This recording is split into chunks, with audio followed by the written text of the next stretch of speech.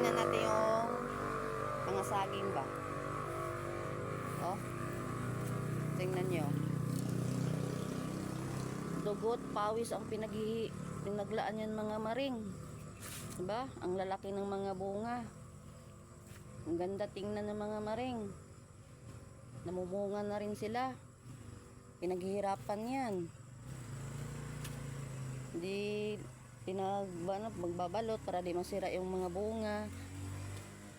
Yan laking perang pinaglalaan dyan. Para lang mamunga yan sila. Diba? Ang gaganda mga maring. Lapad. Doon pa yan sa kabila maring oh.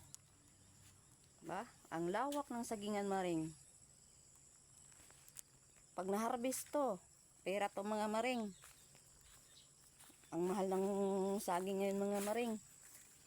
Mahal. Swerte pala na may-ari nito maring. Hindi pala sa akin to, nakidaan lang ako.